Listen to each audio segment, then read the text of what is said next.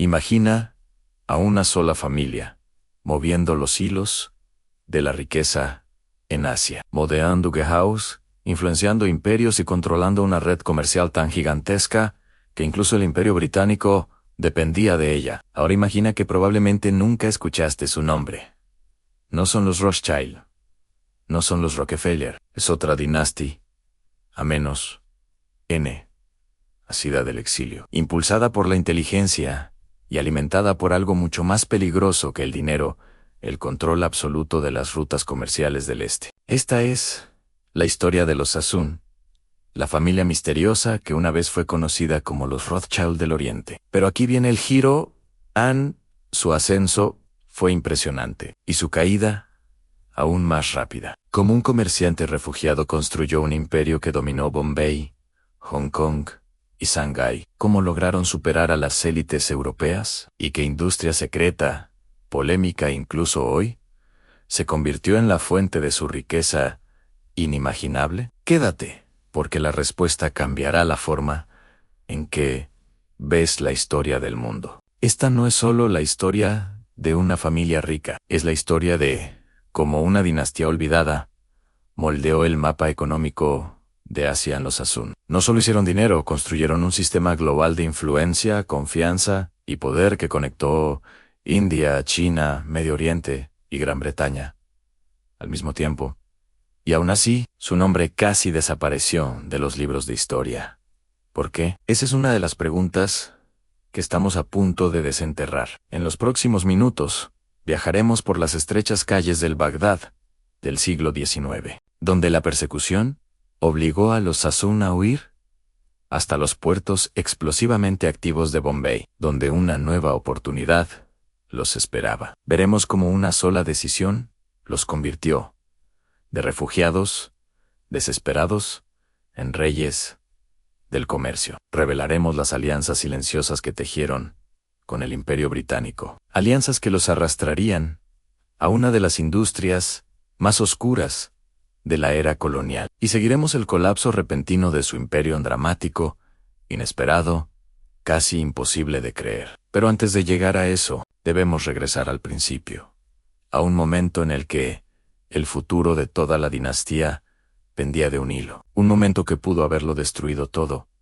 antes de que siquiera comenzara. La historia del Imperio Sassoon no comienza con riqueza, sino con miedo. A principios del siglo XIX, la comunidad judía de Bagdad vivía bajo amenazas constantes. David Sassoon, hijo del tesorero del Pachá otomano, creció rodeado de prestigio hasta que una ola de persecución estalló de repente. Su familia pasó de ser respetada a ser blanco de extorsiones, confiscaciones y arrestos arbitrarios. Para sobrevivir, David tomó una decisión impensable: abandonar la ciudad donde generaciones de Sassoon habían prosperado. A escondidas, cruzó desiertos y rutas comerciales hostiles, llevando consigo solo contactos, experiencia y un apellido que ya no tenía protección. Su destino final no era claro, pero un puerto lejano le abriría las puertas del mundo en Bombay. Cuando llegó a la India británica,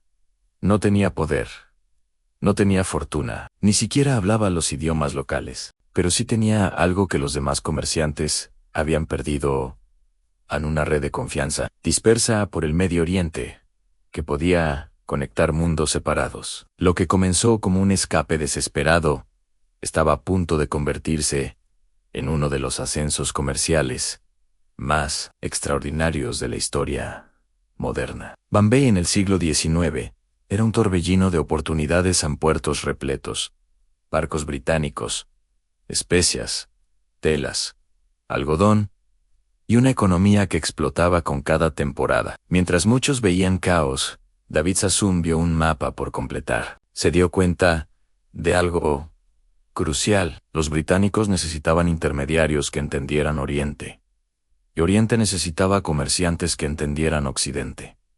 Él podía ser ese puente. Comenzó alquilando pequeños almacenes cerca del puerto, luego importó telas, exportó algodón y creó una red de agentes leales, muchos provenientes de la comunidad judía Baghdadi. Su marca personal era la honestidad radical.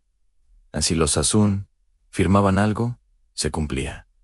Y en una época de fraudes y piratería, eso era oro puro. Pronto, sus almacenes se multiplicaron. Los barcos británicos preferían tratar con David Sassoon y Coan antes que con cualquier otra casa comercial local. El flujo de mercancías empezó a moverse con una eficiencia que nadie había visto antes. Pero el verdadero salto llegaría cuando David descubrió un producto que cambiaría el destino de Asia. Y finalmente, el suyo propio. Un producto que se transformaría en la fuente de su mayor poder y de la mayor controversia en su legado. Ese producto era el opio. Un negocio gigantesco, peligroso y dominado por británicos que creían tener su monopolio asegurado. Pero David Sassoon no pensaba competir, pensaba ganar. Comprendió que el flujo comercial entre India y China era perfecto para expandir su red. China tenía una demanda creciente, aunque prohibida menos, y la India tenía producción ilimitada, bajo control británico. Los Sassoon se metieron en el corazón del comercio del opio, con precisión quirúrgica. Compraron tierras, ampliaron puertos, crearon rutas secretas y establecieron alianzas directas con funcionarios del Rush británico. Mientras otras compañías peleaban entre sí, los Sassoon construyeron una operación integrada, cultivaban, transportaban, distribuían y vendían. En pocos años, se convirtieron en los reyes del opio. Sus barcos navegaban desde Bombay hasta Cantón, Macao y Shanghái, cargados de mercancía que movía fortunas. La familia ganó tanto dinero que incluso influyó indirectamente en las guerras del opio, conflictos que reconfiguraron el mapa de Asia. Sus sedes en Shanghái, especialmente el famoso Sassoon House, se convirtieron en símbolos de poder colonial. El imperio estaba en su punto más alto, pero la historia estaba preparando un giro inesperado. Ningún poder construido tan rápido permanece invencible para siempre. Con su fortuna consolidada, los Sassoon pasaron del comercio al poder social. Compraron mansiones en Bombay, palacios en Shanghái y propiedades en Londres. Se relacionaron con ministros, virreyes y aristócratas. Recibieron títulos, honores y asientos en instituciones británicas clave. Ahora, ya no eran comerciantes orientales, eran parte del establishment global. Y con ese nuevo estatus, comenzaron a diversificar su imperio en bancos, bienes raíces, hoteles, textiles, incluso infraestructura pública. También se volvieron filántropos en escuelas, hospitales, bibliotecas y proyectos comunitarios llevaron su nombre.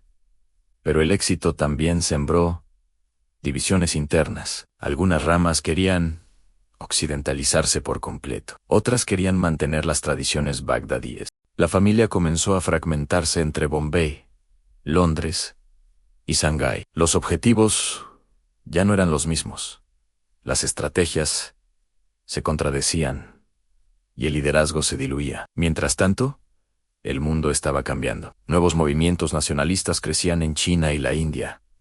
Nuevas leyes internacionales prohibían el opio. Nuevos competidores surgían con tecnologías modernas. El poder Sassoon parecía enorme, pero estaba parado sobre un suelo que comenzaba a temblar.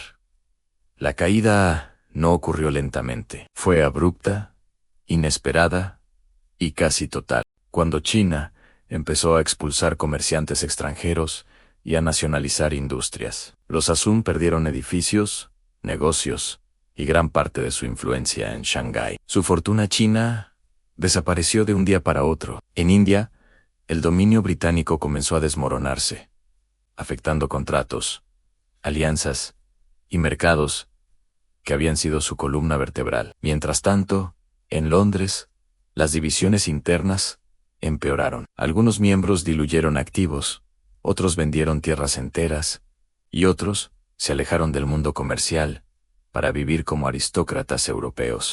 El negocio del opio, su motor original, había quedado prohibido. La familia intentó adaptarse, pero la velocidad del cambio mundial era demasiado grande. Para mediados del siglo XX, aquello que había sido un imperio global se convirtió en un recuerdo. Sus edificios quedaron como monumentos silenciosos. Sus rutas comerciales fueron absorbidas por nuevas potencias, y su nombre, una vez sinónimo de riqueza oriental, quedó relegado a notas históricas. El ascenso fue meteórico. La caída, inevitable, pero su legado persiste.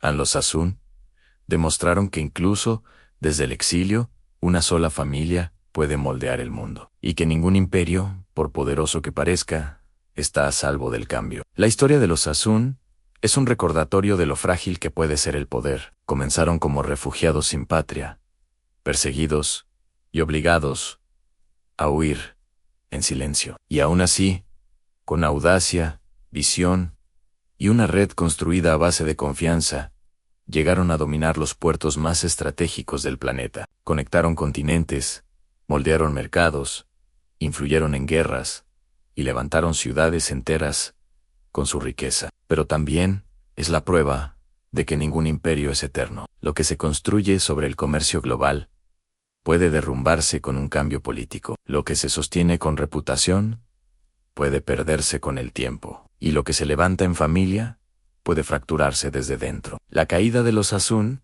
no fue solo un accidente histórico, fue el resultado de un mundo que cambiaba más rápido que su capacidad de adaptarse. Hoy sus palacios siguen en pie, sus edificios sobreviven como museos y hoteles, y su legado se siente en las rutas comerciales modernas. Sin embargo, su nombre ya no domina titulares. Quedó relegado a susurros en archivos y libros especializados. Y tal vez ahí esté la lección más poderosa. Incluso, las dinastías que moldean el mundo pueden desaparecer, a menos que alguien vuelva a contar su historia. Ahora, esa historia vuelve a la luz zeta menos, y tú eres parte de ese regreso.